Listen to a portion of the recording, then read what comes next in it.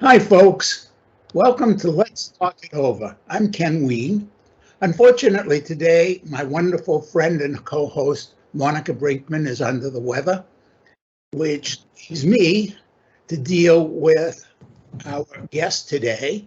And it's too bad Monica isn't here because we're going to be talking a lot about cyber stuff. And our guest, Mark Everglade, who wrote this book, which is called Song of Kitaba, and is published by All Things That Matter Press, which, of course, Monica and I both are connected to, is a cyberpunk specialist. And so the first question, Mark, has to be, what's cyberpunk? Yes. So thank you, Ken, for having me. It's an excellent question. Cyberpunk is a dystopian subgenre of science fiction that looks at our relationship to technology in the current world or in the near future, rather than looking, say, 100 years in the future, 1,000 years in the future in space or something with aliens and other planets. And cyberpunk, it's very real and it's very imminent in the sense that it's looking at our connection to technology and how it impacts our social institutions, how it impacts our relationship to others and our feeling of connection or isolation, and then how we can modify our bodies through technology to overcome some of the limits of the human condition, but also what that means about the human identity and how the human identity gets shifted amidst all this technology. So it's really a postmodern movement in a lot of ways that deconstructs things. And the punk aspect is it's a reaction against usually totalitarianship and oppressive corporations. So the idea is we can look at how technology is going to affect us, but with a particular sensitivity to the negative, to the loss of the human identity. Yes, absolutely. You know, it's kind of funny because in a way, like, you get on a road and you're driving in your automated car, as opposed to the car that we have now, and it keeps to the speed limit. Right. And maybe you don't like driving the speed limit. And it's very funny because some years ago, I don't know how much you've traveled in Europe, but some years ago, I was traveling in Holland, specifically the Netherlands. And one of the things that struck me was that even though it was not self-driving cars, it felt very much like that. And if you, for any reason, you pulled into the left lane and passed somebody, you best get immediately back into the right lane and drive at the speed limit. And there was really this almost oppressive sense, the way people were looking at you and the way people were body language to say to you, be in line, be in the queue properly. Yes. And you're right. There are many ways, many ways of control, and that social ostracizing or social stigma can be a source of control in itself. Of course, an automated vehicle has complete control, and it's a great example because automated vehicles have reduced traffic accidents in so many places where they're being piloted. But then people react against that loss of control. They would rather, some people would rather get into an accident and know that it was of their own volition and not driven by fate, for instance, than to alleviate that control. So it's interesting. Yeah, it is. And one of the things that fascinates me about it is that there is this kind of internal dialogue that goes on, internal dialectic that goes on about control and where is control, locus of control. These are very important sociological and psychological concepts. Now, I trained in psychology. I believe you're out of a sociology background, right? Yes, sir. Yeah, so tell me a little about how your background in sociology and how it brought you into writing about cyberpunk. I wanted to look at the idea, and as a sociologist, exploring patterns of relationships between groups of people and the relationships between the haves and the have-nots. Because sociology loves to study class, race, and gender, and how these things can become institutionalized and perpetuated through the media, etc., through stereotypes and whatnot. And so in Song of Kitaba, for instance, you have people from all walks of life, from homeless individuals to college students to people from very more, I don't want to use the word primitive, but more primitive societies, and then your urbanites and technophiles, and so many different classes and groups in society with different values and beliefs and different emphasis on what they value.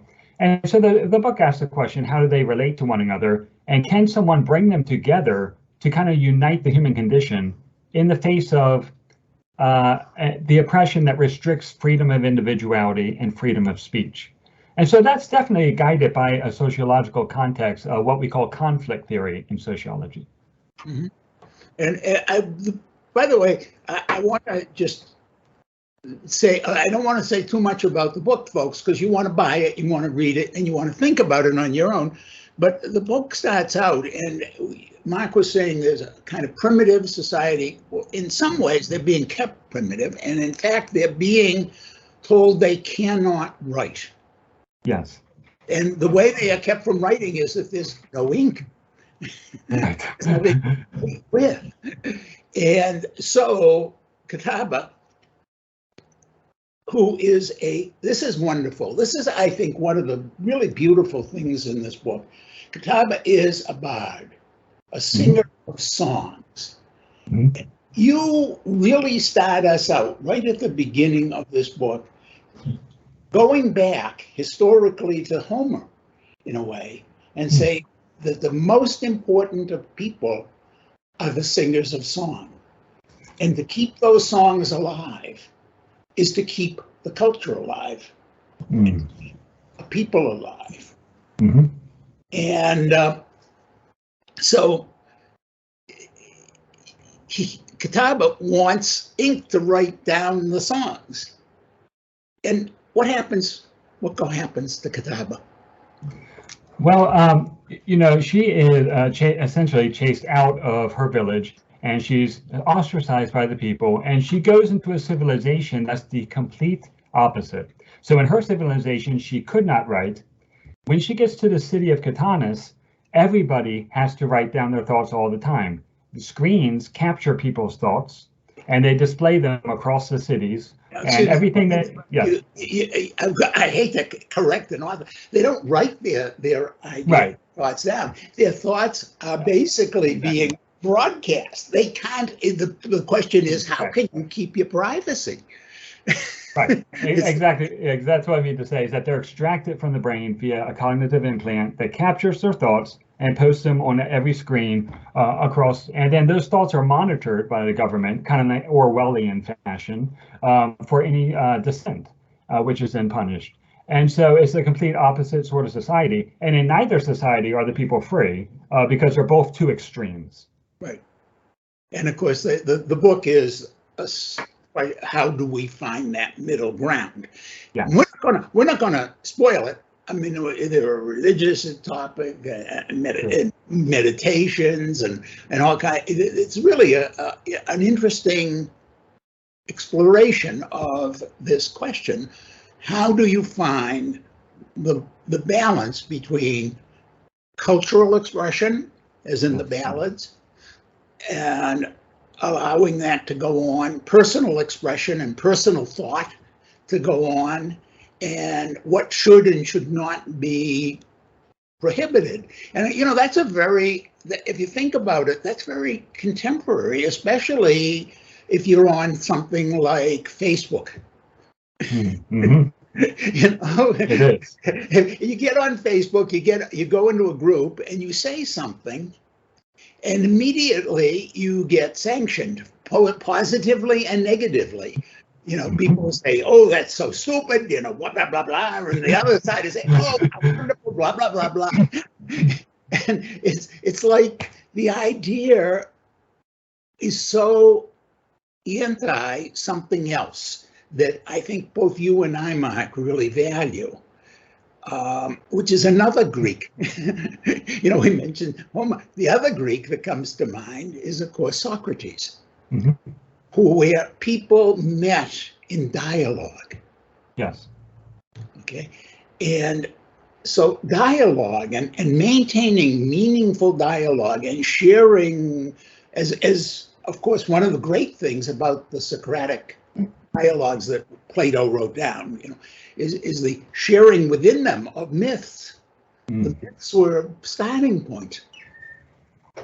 And we no longer can seem to be able to have that dialogue, in particularly in the United States. I think the idea of, it's getting kind of scary, actually. It is. Civil War, the threat of civil war looming on the horizon, something we never imagined that we would see in our lifetime in the U.S.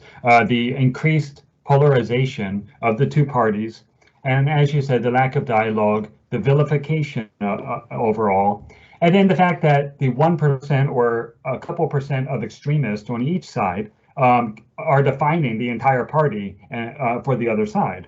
Right.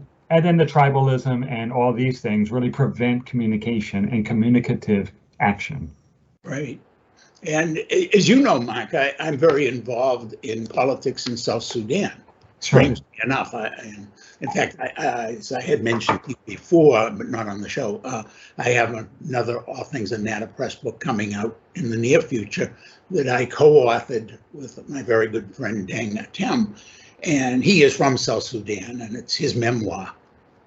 But we're talking about a society there where there are 64 different tribes, plus Arabs, plus Europeans. I mean, and how do you get people to talk to one another? How do we get people to realize that their dialogue is sacred? In Africa, that is, of course, a huge question, because you had apartheid and other things which divided the continent. And first of all, there are greater barriers than we have in the United States, because lack of technology and lack of technological infrastructure, lack of communication infrastructure. There's linguistic differences between tribes. There's very complicated tribal histories and feuds that can go back centuries in some cases. And then there's different religions as well. And you have sometimes unifying languages like Kiswahili or other languages in Africa that can unify the people, but these are often second or tertiary languages, and they're not the primary means of expression. So you're adding all of that to what is already very difficult for people to do, and that is to accept the fact that they might not be 100% right in what they're saying. So yeah, it really is. Your book.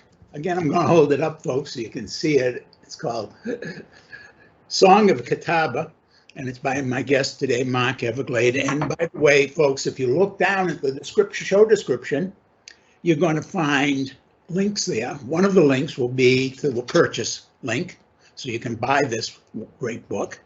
The other is Mark's website, where you can learn more about him, more about his work. And by the way, Mark, this is not your only book. It is your only All Things That Matter Press book. Yes. But I think you have a couple other books, also cyberpunk.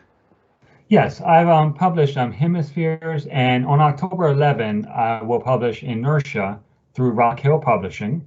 And Inertia is very much cyberpunk, solarpunk. It's basically looks at a father and daughter who are in space in a tidal-locked planet, and the days are getting shorter every single day. The rotation of the planet is being thrown off, and they're basically trying to correct this. But it's really a statement about global warming and all of the challenges of global warming that the next generations will face because of the decisions that generations in the past made, and how technology caused some of this, but how technology can also be some of the solution. And so, technology is a tool like anything, neither inherently good nor bad. In fact, right now, we're using a technology on the internet, and in doing that, we're avoiding we're allowing more communication without having to get in an automobile or a plane or whatever. And that's one of the ways that technology is helping to avoid some of the carbon footprint. Absolutely. Yeah. But then, there was a sociologist,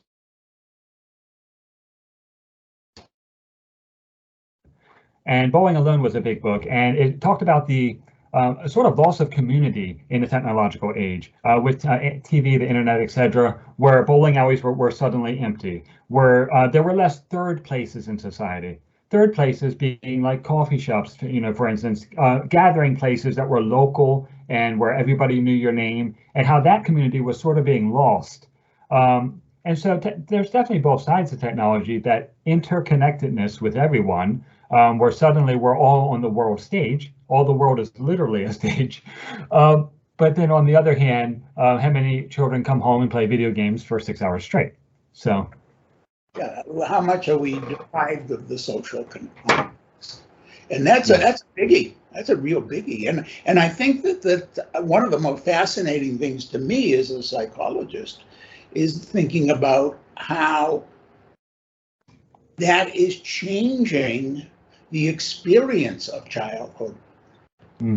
That if like when I was a kid, typically kids went out and they played on the street and they interacted. And, I grew up in a city, although my mother was super protective, but that's a whole other crazy story. But, most kids were out there playing with one, and you knew to come home when the streetlights went on.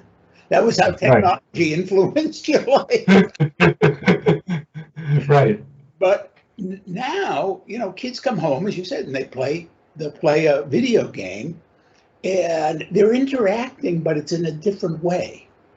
It is, and it's difficult to say what the long-term effects will be on the Generation Z, for instance. I think we're going to have to really study that, and we'll probably find, like anything, positive and negative effects. One of the negatives is attention span. The rise of ADHD and the attention span issues. But then that also allows some children to be able to multitask better than perhaps other generations could. So it's a pro and con thing. Yeah. One of the things I'm fascinated by is that I think that it is going to divide children. One of my concerns is it's going to divide children into two groups. I mean, obviously, it's not that simple. I'm sure. More black and white thing. But that there are those who I think use gaming to interact, and those kids seem to be coming out mostly in a positive way, because they are learning to be very manly. And then when they're later on and they get to start meeting, and then they're teens typically, they're actually meeting the other kids that they're gaming with now, and they've become sort of a gentler, more aware, more civil or manly. And then there's the group who are more like, I think of them as the TikTok people. They're not as connected. They're looking for something, but they are much more influenced by the extremism and by the excitement. They're more adrenaline pushed, it seems. Yes. And I would love to, I'm too old to do it now, but I would love to do a study based on not how much time kids spend on the tubes, but rather what screens they were looking at. I guess tubes are no longer. Sure.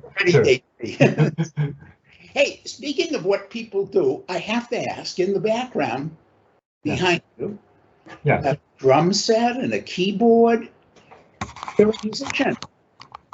I play music quite a lot. My whole family, I have 4 children, and we all play music all the time. And so, piano and guitar, I guess mainly guitar and mandolin and whatnot. Jazz, progressive rock. I like a lot of old progressive rock, like King Crimson, Pink Floyd, Rush, those sorts of things. In fact, one of my books, Hemispheres, the title comes from a Rush album back in the 70s.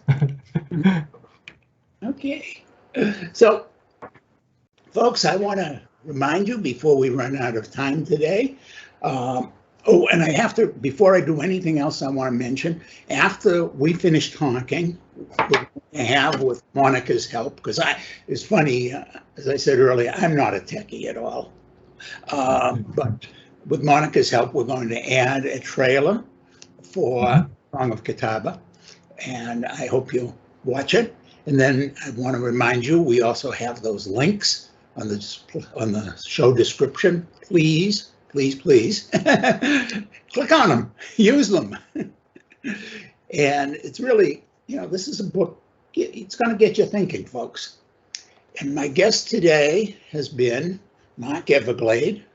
And Mark, I'd like to ask you if, when you said you have a new book coming out, and it's not from All Things That Matter Press, it's fine. I'd like, if you want to send me a copy, because I'd love to continue this dialogue. But as you know, we read the book before we have the guest. Absolutely. Yeah, it'll be my pleasure, sir. Thank you. And I'd love to have you back, because I think these are topics worth talking about.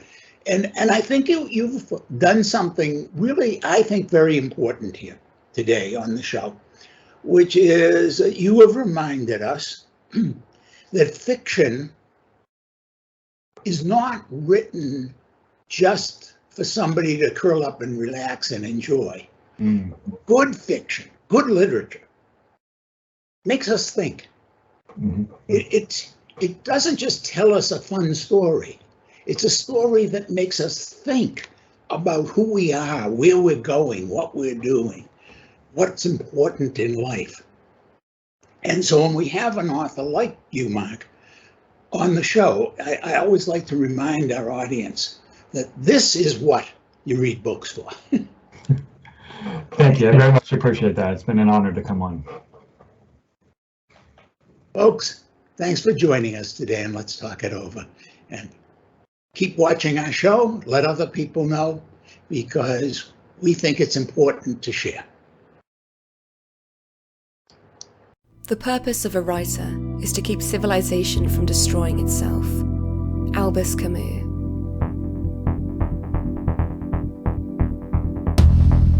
The mourner reside in the hollow forest, where writing is punishable by death.